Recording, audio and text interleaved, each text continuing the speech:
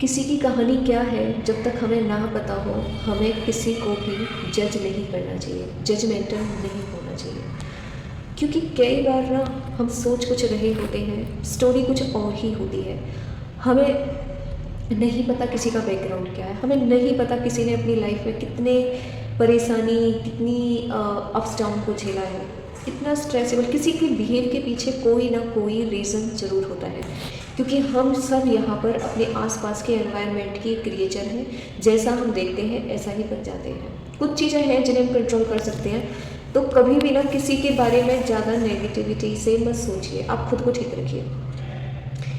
इसी चीज़ को सिद्ध करती हुई एक कहानी मैं आपको बताऊंगी। एक बार दो डॉक्टर होते हैं, एक लेडी डॉक्टर, एक जेंट्स। दोनों शादी कर लेते हैं, प्यार होता है, शादी कर लेते हैं, बहुत अच्छे से रहते हैं। एक दिन क्या होता है कि शादी के 3-4 साल बाद वो एक कोर्ट में तलाक की फाइल पेटिशन करते हैं।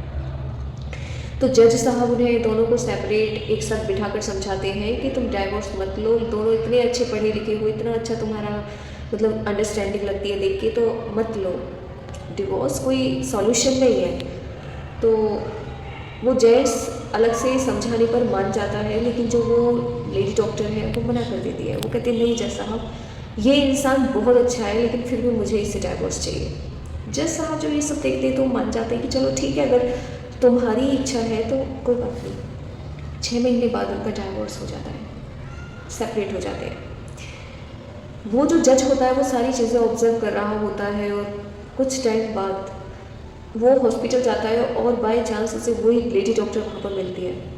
तो वो जज साहब उनसे मिलता है, तो उसकी हाई हेलो होती है। तो वो उनसे पूछता है कि देखो आज मैं जज नहीं हूँ और आप वहाँ पर कोई अपील करता नहीं हूँ, we are separate in normal both. मुझे प्लीज़ बताइए कि क्या रीज़न था जो आपने डाइवोर्स ले लिया, क्योंकि आपने कहा था ये इंसान बहुत अच्छा है और मैं नहीं चाहती कि वी लिव टुगेदर एनी मोर।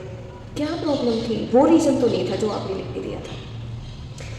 तो लेडी डॉक्टर की आंखों में आंसू आ जाते हैं। वो कहती है ठीक है आप बैठिए, चाय पीते हैं, फिर मैं आपको बताती हूँ।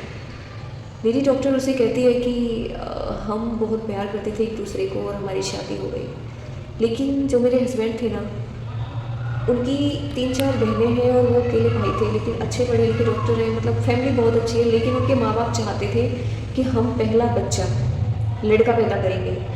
मैं 4 महीने की गर्भवती हूँ, तो इन्होंने मुझे बार बार चेकअप कराने के लिए प्रेशर डाला। मेरे हस्बैंड अपने पेरेंट्स को दुखी नहीं करना चाहते थे, यानी कि उन्हें अपसेट नहीं करना चाहते थे, इसलिए उन्होंने मुझे 2-3 बार कहा कि यार तुम चेकअप करा लो। लेकिन मैं एक डॉक्टर के साथ साथ एक इंसान भी हूँ। मैंने कहा अगर ये चीज़ मैं आज करूँगी तो जो मेरे पेट में पलने वाला बच्चा है ना, उसके साथ कितनी बड़ी नाइंसाफ़ी होगी, वो किस किस तरह की रेस को फेस करेगा। बाय द वे वो लड़की भी हुई तो ये उसे एब्रोशन करा देंगे, मैं ये नहीं कर सकती, नो। जबकि मेरे जो हस्बैंड है वो बहुत ही अच्छे इंसान थे, इसीलिए मैंने उनसे प्यार से ही कहा कि हम दोनों अलग हो जाते हैं, तुम हो सकता है कोई और अच्छा तुम्हारा। तो वो दुखी थे, लेकिन मैंने उन्हें फ्री कर दिया, हो सकता है वो इससे भी अच्छी लाइफ जिए। जज साहब उनसे कहते हैं कि आपने अपने ये डिसीज़न लेके खुद को तो बचा लिया, लेकिन हो सकता है जो कोई और लेडी आए उसकी ज़िंदगी वो और ज़्यादा ख़राब कर दें। आप तो एजुकेटेड थी, पढ़ी लिखी थी, डिसीज़न ले लिया। उन्होंने कहा इतना मैं नहीं सोचती डॉक्टर साहब, फ्यूचर में क्या हो मुझे नहीं पता, मैंने अपने प्रेजेंट को बचा लिया। मेरे पेट में बनने वाला बच्चा है, मैं उसे बहुत अच्छे से सुख शांति से पालना चाहती हूँ, उसका जन्म देना चाहती हूँ, मैं खुश हूँ।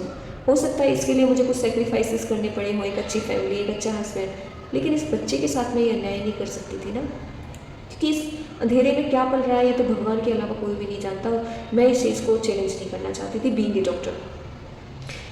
और उसकी आंखों में आंसू आ जाते। इतने में एक नर्स आती है कि मैम हॉस्पिटल में पेशेंट ऑपरेशन के लिए तैयार है, आप थिएटर में आ जाइए। वो चली जाती है। जज साहब सोचते रहते हैं, वो चाय पीने की कोशिश करते हैं, लेकिन क्यों उनका भी गला भर आता है, क्योंकि ये भी एक इंसान ही होते हैं।